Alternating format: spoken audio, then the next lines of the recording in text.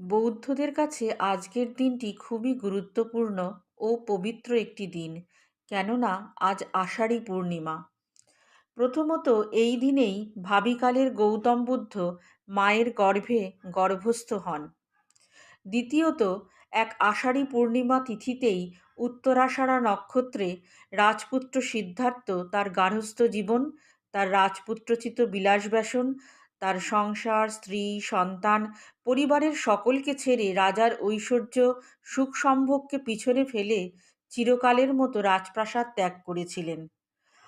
আর তৃতীয়ত গৃহত্যাগের প্রায় 6 বছর পর তিনি যখন সিদ্ধিলাভ করলেন, তারপর একসময় তিনি সিদ্ধান্ত নিলেন বৈশাখী পূর্ণিমার দিন তিনি যে জ্ঞান আহরণ করেছেন তা তিনি জগতে প্রচার করবেন।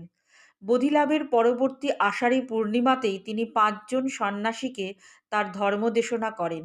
এটাই ছিল তার প্রথম ধর্মদেশনা। চতুর্থত এই দিনেই বৌদ্ধদের বর্ষাবাস শুরু হয়। বর্ষাবাস কি? হ্যাঁ, নিশ্চয়ই বলবো। শুনতে থাকুন বুদ্ধকথার আজকের ও আগামী পর্বগুলো। নমস্কার বন্ধুরা, বুদ্ধকথার পর্ব 45-এ সকলকে স্বাগত। কপিলবাস্তু নগরে তখন আষাঢ় উৎসব চলছিল। আকাশে আষাঢ় নক্ষত্র। নাগরিকরা এ সময়ে উৎসবে মত্ত থাকেন। রাজা রানীদের মাদকদ্রব্য গ্রহণের রীতি ছিল, কিন্তু মহারানী মায়াদেবী শেষ 7 দিন ধরে কোনো নেশাদ্রব্য সেবন করেননি। এদিকে সকালে তিনি নানান সুগন্ধি মিশ্রিত জলে স্নান করলেন। আর এদিনই মহাদান যজ্ঞের আয়োজন করা হয়েছিল। নানান সুন্দর অলঙ্কারে সজ্জিত হয়ে উত্তম ভোজন গ্রহণ করে স্বর্ণপালঙ্কে তিনি নিদ্রা নিলেন। গভীর রাত্রিতে তিনি এক স্বপ্ন দেখলেন।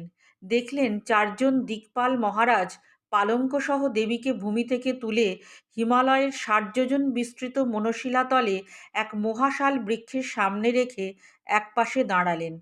তারপর তাদের মহিষীরা এসে দেবীকে স্নান করাবার জন্য অনবতপ্ত হ্রদে নিয়ে গেলেন।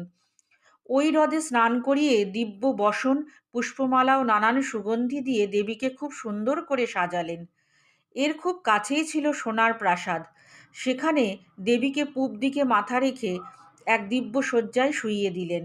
তখন এক শ্বেতহস্তী তার সুরে একটি শ্বেতপদ্ম নিয়ে দেবীর শয্যা 3 বার প্রদক্ষিণ করে দেবীর দক্ষিণ কুক্ষি অর্থাৎ সাধারণভাবে পেটের ডান দিক ভেদ করে প্রবেশ করলেন।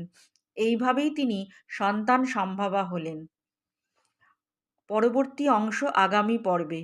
বুদ্ধং শরণং গচ্ছামি।